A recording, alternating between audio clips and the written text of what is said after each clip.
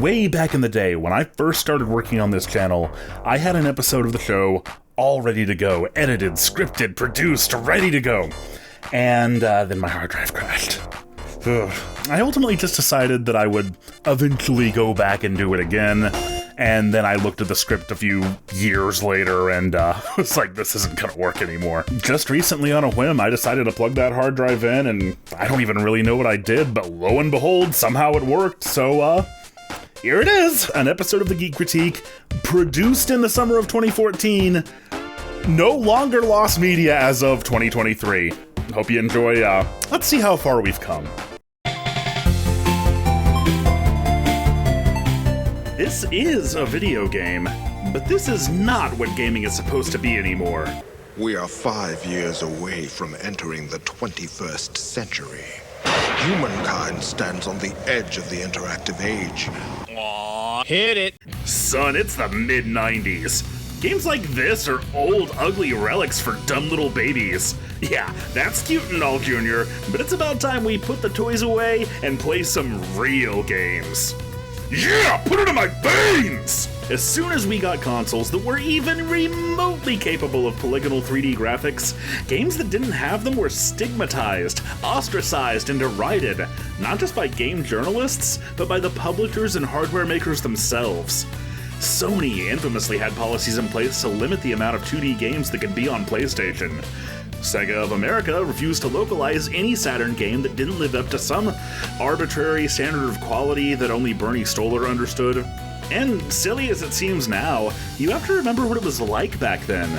Whenever a game with gorgeous pixel art, fluid animation, and an absolutely timeless style somehow did manage to slip through the cracks, reviewers just lamented that it should have looked like this instead. That context is critical to understanding not only why today's game is what it is, but why it got torn apart the way that it did. 1996 was the year the next generation truly arrived, the year the third dimension truly arrived, and the charge would be led by the standard bearers of the industry, console mascots. Mario would be arriving with a game so grand and so genre-defining, the internet in 1996 made a tongue-in-cheek religion out of it. Sony would hold its own with the introduction of their own attitudinal animal mascot. But what about the character who had kicked off the whole cool animal mascot trend in the first place? What about the hedgehog with an attitude? The Saturn had certainly gotten off to a rocky start, at least outside of Japan. Virtua Fighter hadn't caught on anywhere else the same way it had there, and without that to buoy it, Sega's new machine was struggling to get a foothold. But with the N64 not out yet, there was still an opportunity to turn things around, and a brand new 3D Sonic game that could compete with the likes of Mario 64 and Crash Bandicoot wasn't just what everyone expected, it was what the Saturn so desperately needed. And so Sega reached deep into their developmental pockets, focused with all their might, and bestowed upon the world another 16-bit Sonic game on the Genesis. What? The response was venomous.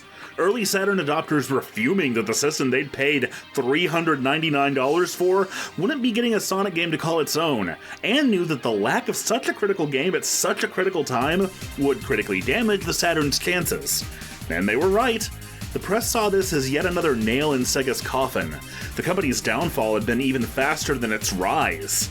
And I sure didn't see any reason to ask for a Saturn when Christmas rolled around. But what was even more inexplicable than the mere fact that we were getting another 16-bit Sonic game was what that game actually was.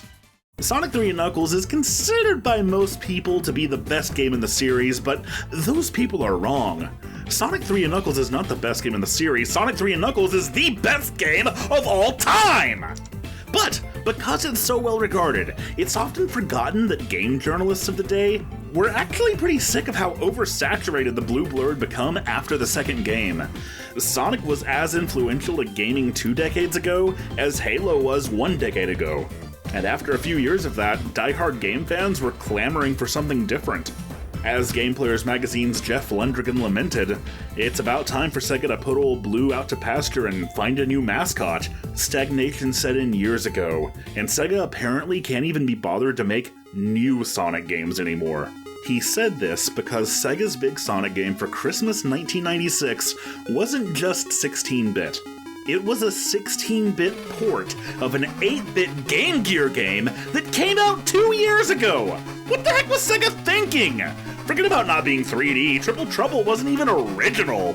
It lazily reused a copious amount of assets from Sonic 3, including its sprites, engine, and a lot of its graphics. To be completely honest, my mama knew I love Sonic so much that I got this game for Christmas that year without even asking for it. And I really did love Sonic. I'd been absolutely obsessed with it for nearly half my life to that point, and yet I barely even touched it. It hit me the way the magazine said. It really was just more of the same. And it was literally sitting under the tree side by side with Super Mario 64. I don't think I even finished it. The next generation was such a revolution, games on 16-bit hardware were old before they were even released. And for a long time, that was the narrative. Triple Trouble was what we got instead of a real Sonic game on Saturn, released on a broken-down old console. As such a late Genesis release, it sold like garbage, and it reviewed even worse. It didn't just damage the Sonic brand, it damaged Sega, and Sega themselves seemed ashamed of it, staunchly refusing to put it on compilations to this day. They've tried to bury it, and they've been surprisingly pretty successful at it. It's fallen into obscurity, and perhaps from Sega's perspective, that's for the best. Sonic Triple Trouble was the apex of what one fan site referred to as the Dark Age of Sonic, that period from 1995 to 1999 when the series fell from grace, when Sega ceased to be epical within the industry, when Sonic was replaced in the public consciousness by the likes of Lara Croft and Croc, apparently. But 18 years later, I'm here to tell you something that Sonic fans have known for a long time. The narrative was never true. The so-called Dark Age was never real, and Sonic Triple Trouble is so much more than anyone back then, myself included, gave it credit for. The game opens on something unprecedented: text. The Sonic series would gradually become more and more story-driven, but at least for now it's short and skippable. But only for now. I don't actually mind the concept of this, but I always prefer this stuff to be communicated through in-game, indirect context than something as overt as actual words. Also, I remember Kid Josh being really confused as to why they got the name of Knuckles Island so wrong. Come on, he guards the Master Emerald on the floating island. Angel Island is just inexplicably the name of one area of it, right? I actually figured this was some kind of translation error, little did I know. The plot is sort of a coda to the legendary Death Egg saga, which is widely regarded as the greatest story the series ever told. Even more literally than Sonic 3, Triple Trouble picks up right where its predecessor left off, with the Master Emerald returned to the floating island, and the remnants of the Death Egg crash landing into a nearby archipelago. But now the unplayable portion of the game is mercifully over, and we get something that's actually really cool. A prologue that you can play. That's what I'm talking about. Remember how Sonic 3 confused everyone like me who hadn't gotten all the emeralds in the previous game by showing them this flashy golden Sonic, only for Knuckles to uppercut you out of it before you even knew what you were looking at? Triple Trouble takes that idea and does it better by letting you play as Super Sonic in the prologue, letting you as a player feel the phenomenal cosmic power in an eerie 16-bitty living space, and giving you great incentive to actually go for the emeralds. But this does kind of raise the question of what happened to the Super Emeralds, but let's face it, Emerald lore was the original Sonic inconsistency. Speaking of which, I love the attention to detail. What knocks the Super out of Sonic is a leftover piece of Big Arm, the only one of Robotnik's diabolical traps that can ever actually do that.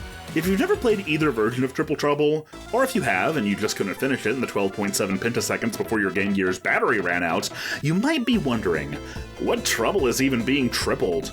Don't worry, Sonic and Tails aren't about to be inexplicably upstaged by a screaming toddler. No, the name refers to the fact that the dynamic duo is outnumbered. They have to contend with Dr. Robotnik as usual, of course, but he's decidedly out of the picture for most of this game. Rather than getting obliterated by Sonic himself, he's sending his minions this time. So Sonic and Tails are also confronted by series newcomer Knack the Weasel, who basically takes the role Knuckles played in Sonic 3, laying traps and making trouble for the heroes, but now with the addition of often serving as a mid-act boss. I like Knack, and like a lot of quote-unquote Dark Age characters, I wish he wasn't so forgotten. But the third trouble in this triad is Knuckles. Jesus Christ, my dude, we literally just got you your emerald back, and you're already right back to punching us? Actually, his boss fights are a huge step up from what happened in Hidden Palace, what with the snowballs and the drill dives and the shut up and jam! But as cool as that is, there's one more thing in the prologue that really sets the tone for what Triple Trouble is going to be about. In Sonic 2, the CPU Tails was basically just a fun programming decoration that would occasionally get you killed. In Sonic 3, you could have a second player give Sonic a boost, assuming you had a second controller. I didn't, so I just had to do this whenever I needed a boost. But with Triple Trouble, we finally reached the peak perfection of Sonic and Tails team-up. You can now freely swap between controlling either character with the press of a button. And the character differences that Sonic 3 defines so well have been expanded even more, giving each hero a nicely defined purpose. Need to speed keyed? Sonic's the man of the year. Want to branch out and explore? Or did you miss a jump? Swap to Tails and go on an adventure. All you're lacking is the cool robot. This duo approach works so well, Sonic and Tails complement each other so well, I'm kinda surprised. Both that it took 3 iterations to get to this point, and that this character swap idea is so rarely featured again. Of course, maybe if they hadn't ruined the execution when they tried to bring it to 3D.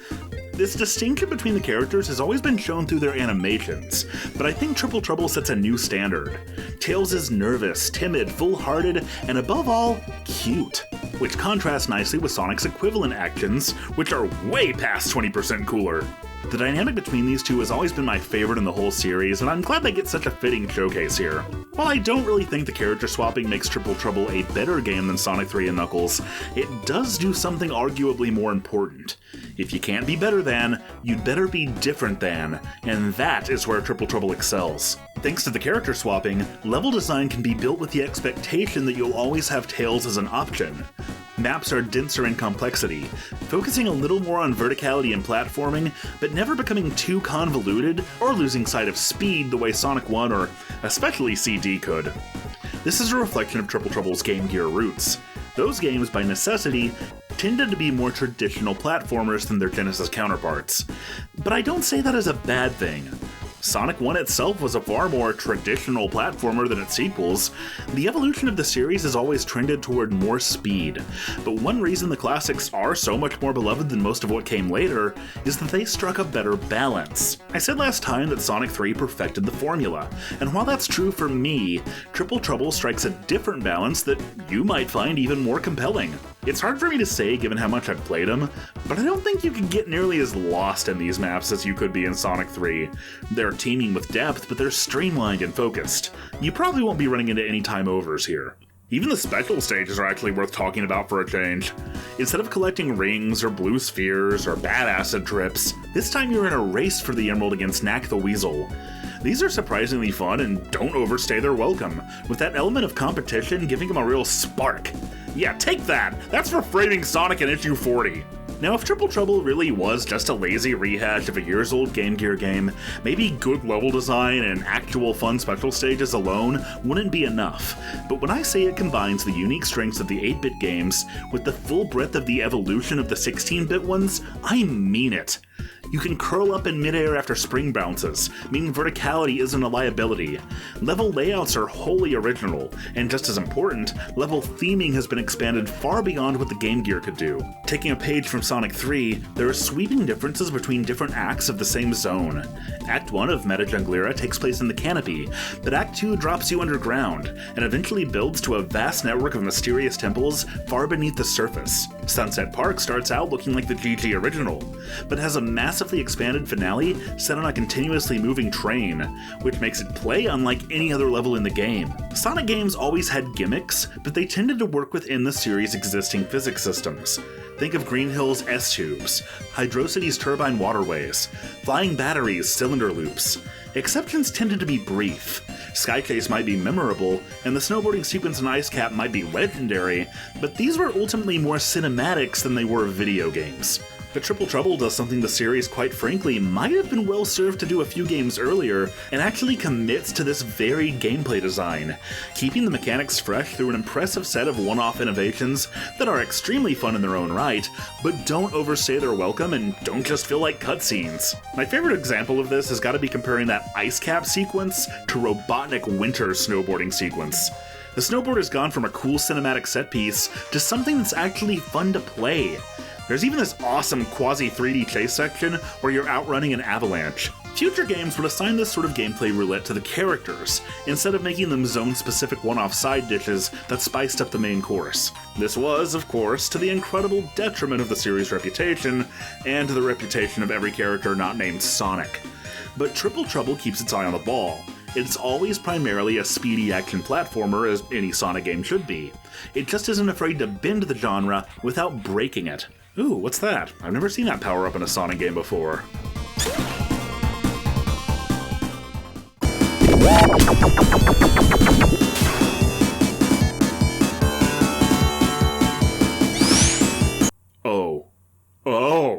Oh my god! I know the rules and so should you. If a game has rocket shoes, 11 out of 10. I wanted my own pair of these so bad when I was a kid, and the resulting gameplay melds Sonic's movement mechanics with a shoot 'em up. But one where your spiky blue body is the bullet. Sky Chase has got nothing on this. This sequence takes place in Egg Zeppelin Zone, the one entirely new level in Triple Trouble, and an awesome take on the old Robotnik battleship trope. After getting blasted out of the Zeppelin and rocketing back on board, Sonic and Tails wind up destroying the engine and having to scramble off the ship before it explodes. Oh, I love when games have epic escape sequences. And when they do escape, this happens.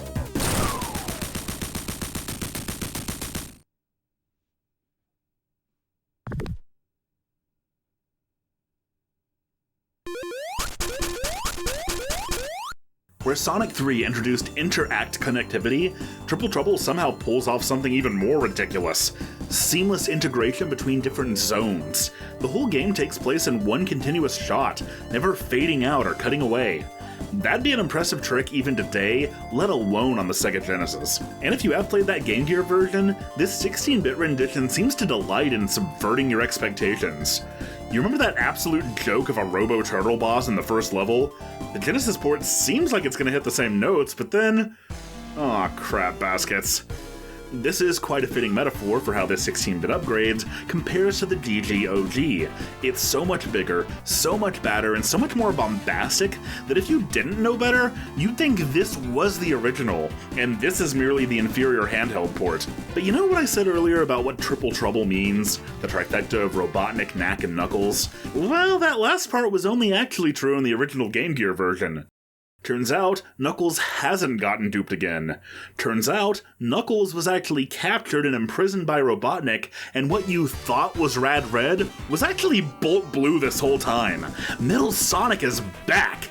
Hey, the truth, it's been long enough since I played Triple Trouble to this point that I really had forgotten about this. And I don't think Kid Me ever really appreciated the significance of it. Metal even serves as the final boss, which allows Triple Trouble to wrap up the series' biggest loose end after the Death Egg saga. Speaking of loose ends, how did Knuckles go from guarding the Master Emerald to being captured by Robotnik anyway? Well, guess what? You can play that story too. In yet another stroke of genius, Sega made the Triple Trouble cartridge, well, forwards compatible with lock-on technology. This combination allows you to play through Sonic, Triple Trouble, and Knuckles, complete with unique routes and tougher bosses.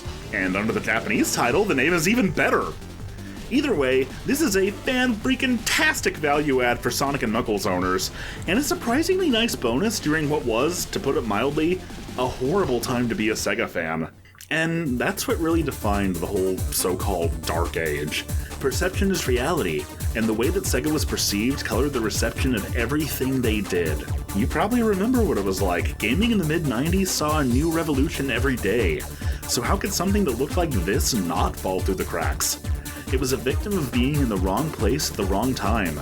A period where the industry was burnt out on 2D platformers, and perhaps even on Sonic as a concept. But so many years removed from that time, looking back on it now, I can't believe how well it holds up to modern scrutiny. I can't believe what a blast I have playing it, and I can't imagine a 3D game on Saturn would have aged even a fraction as gracefully. With hindsight, Sonic Triple Trouble is everything that reviewers, critics, and the burgeoning internet said that it wasn't. It's so much more than just another 2D Sonic game. It stands out from its predecessors, and it stands on its own merits. But as this series of videos detailing the classic Sonic games is about to come to a close, let's also look ahead. Sonic is in a bit of a weird place right now. A few years ago, it looked like we were having a 2D Sonic renaissance, but the flame seems like it might have gone out. The most recent game has been pretty divisive. Some detractors of the boost formula found it to be an encouraging step in the right direction, while others, including me, thought that it was good for what it was, but failed to capture the real appeal of the series. I guess it's as true now as it ever was. The only thing that's for sure about Sonic is nothing's for sure. Of course, we'll always have generations. Us diehard internet weirdos just spent a decade and change advocating for the return of the original Sonic. But just when we think we finally won, that Sega is finally listening, it already seems like we might never see him again. And I know that sucks to hear. I've always thought that there was so much more that could be done with this character, with this universe, with this foundation of gameplay fundamentals. As obscure as it is, as old as it is, Sonic Triple Trouble still shines with that potential. Classic Sonic is my favorite version of my favorite character. But Sega seems to think his only appeal is nostalgic. His only function is to call back to the old days. And that's fine to an extent. I love my nostalgia being played to as much as anyone. But I want classic Sonic to do more and to mean more than just harkening back to the old days. I want to see him move through new zones, into new adventures, and more than anything, just to have brand new games. This is Sonic the Hedgehog to me. This is my favorite character of all time, and it always will be, so I guess I just wish Sega saw that potential and saw him as more than just the younger version of himself. They say there are no plans right now, but plans can always change, so right now I'm just holding on to what if. I hope we haven't seen the last of this style of Sonic game, but if we have, then I can at least be thankful that we got Triple Trouble, and that Sonic got such a perfect end to his beginning. A perfect denouement to the Genesis. To everyone who worked on this project, I can't put into words what this game means to me. Thank you so much for making it real. And just in case you still think it is real, April Fools. Sonic Triple Trouble really was a Game Gear game that came out in 1994, but there was never a Sega Genesis port.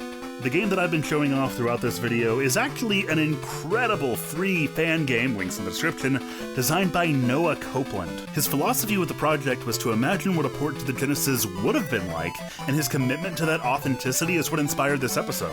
I started thinking, if this were real, what might I have said in the video I'd have made about it way back in 2014? So yeah, check out that fan game if you're so inclined, and this cartridge isn't real, it's just a sports game.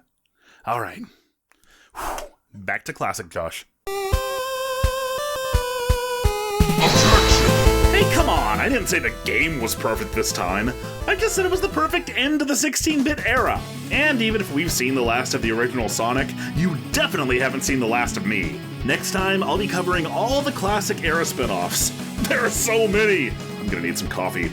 Make sure you subscribe so you don't miss it. Let me know if you're my 500th sub. Don't forget to rate the video 5 stars and friend me on YouTube. And until next time, you keep geeking, I'll keep critiquing. Thanks for watching.